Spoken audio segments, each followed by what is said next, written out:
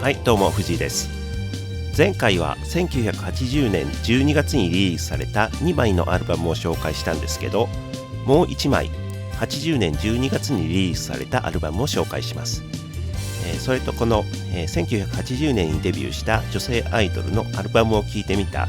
まとめの感想なんかも喋りたいと思います。で、今回聴いてみるのは松田聖子さんのセカンドアルバムノースウィンドです。松田聖子さんは1980年4月にデビューしまして、セカンドシングル青い珊瑚礁が大ヒット、ファーストアルバムのスコールもヒットして、デビュー半年にしてトップアイドルと言っていい人気を得ました。そして1980年10月リリースのサードシングル風は秋色は、青い珊瑚礁以上の79万枚を売り上げる大ヒットになり、その人気を確かなものにして時代を象徴するアイドル、スターになっていきます。そして1980年12月にこのセカンドアルバムノースウィンドがリリースされます。冬らしい温かみを感じさせるジャケットですね。歌詞カードは、シンプルな感じです。このアルバムは全曲作詞は三浦佳子さん、1曲を除いて9曲を小田雄一郎さんが作曲していますね。では聴いていきましょう。 A 面1曲目白い恋人、ポップなロックサウンドにストリングスとブラスのアレンジ、白いシュプールやスキー片手にといった歌詞が冬の季節にぴったりなアルバムになるんだろうなという期待を盛り上げますね。 A 面2曲目花時計咲いた、スローテンポの穏やかでいて切なげな曲です。後々曲を提供するユーミンとかのニューミュージック系を思わせますね。歌詞がスッと入ってくる感じで心地よい曲です。 A 面3曲目ノースウィンド、明るく元気なロック調の曲です。ブラスも賑やかでゴージャスな感じですね。 A 面4曲目冬のアルバム、ボサノバ調の落ち着いた雰囲気の曲です。聖子さんの歌い方もウィスパー系の歌い方でちょっと色っぽさも感じます。いいですね。 A 面5曲目風は秋色、大ヒットしたサードシングルです。青い珊瑚礁の続編のような感じでもありますが、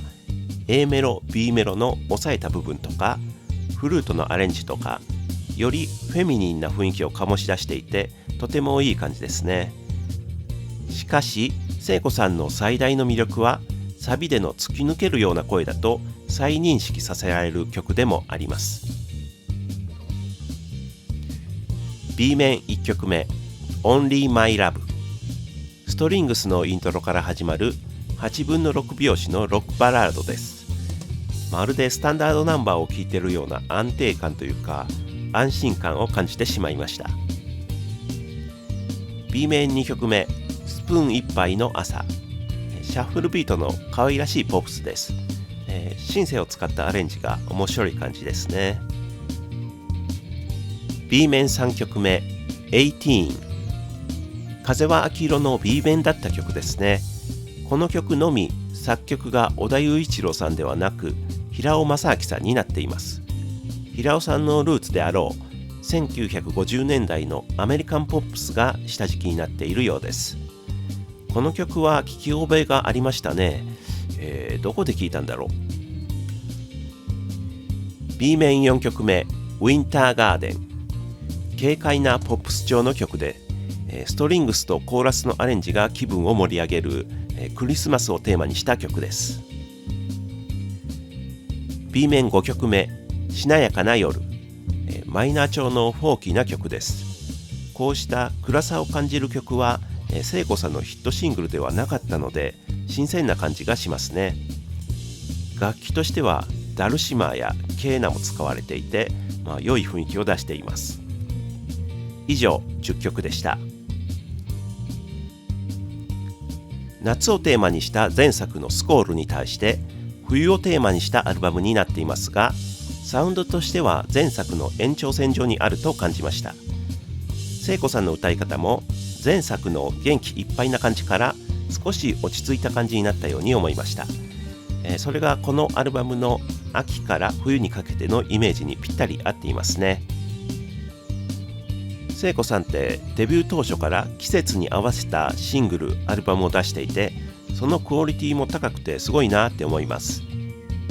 ヒットするべくしてヒットしたというのが、こうして作品をちゃんと聴くと強く感じるところです。ちなみに自分がこのアルバムで気に入った曲は花時計咲いた、冬のアルバム、しなやかな夜といった落ち着いた感じの曲でした。しかし一番はやっぱり風は秋色ですかね。アイドルポップスとしての胸躍る要素が詰まった、名曲だと思います。はい、ここまで4回にわたり1980年にデビューした女性アイドルのデビューした年にリリースしたアルバムを聴いてきたんですけども、こうして聴いてみるとやはり松田聖子さんのデビューはすごくインパクトがあったんだろうなと感じます。聖子さんの歌声自体がすごく前に飛び出るような強さのある声ですし、制作陣も過去の歌謡曲的な締めっぽさのない、かといって子供っぽさや極物っぽさもない新しい時代のポップスを作ろうとしていたことが伝わってきます。それでデビュー当初から完成度の高いものをどんどん出してきたことで、売れるべくして売れたというふうに感じました。でしかしですね、河合直子さん、岩崎良美さん、柏原芳恵さんも歌手としての実力、作品の質の面で引けを取ってるとは思わないですね。ただ、80年代初めという時代にバッチリあったのが松田聖子さんだったということだったのかなと思います。ちなみに完全に個人的な好みで言うと、岩崎良美さんは、自分が岩崎宏美さんが好きということもあってかなりひいき目に見ています。声の質、歌い方も80年デビューの中では、最も好みですね。またルックスと、醸し出す雰囲気ということでは河合直子さんが好みです。あとこれは完全に持論になるんですけど、岩崎良美、河合直子、柏原芳恵の3人は、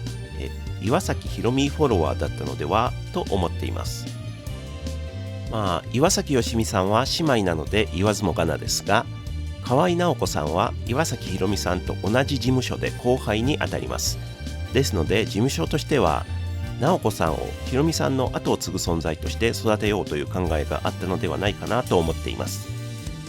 柏原芳恵さんに関しては宏美さんと同じスター誕生出身で宏美さんのファンだったということで共通点としては薄い気はしますが、しかし多分この世代の歌で勝負する女性アイドルにとって岩崎宏美さんっていうのは目標として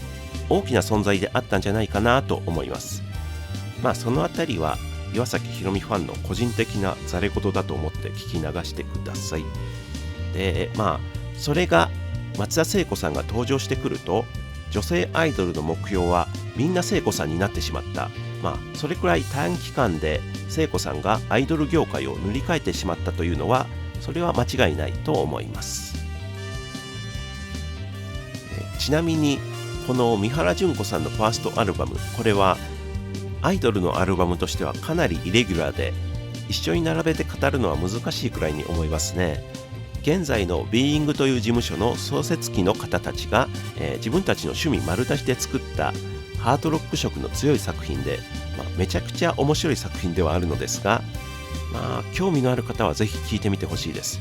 かっこいい曲のいっぱい入ったなかなかのアルバムだと思います。はい、というわけで今回は松田聖子さんのセカンドアルバムノースウィンドと80年デビュー組のお話をしました。次回は何を紹介していこうか迷っているところですけど、80年代女性アイドルのアルバムのファーストインプレッションを続けてやっていこうとは思っていますので、今後もよろしくお願いします。それではご視聴ありがとうございました。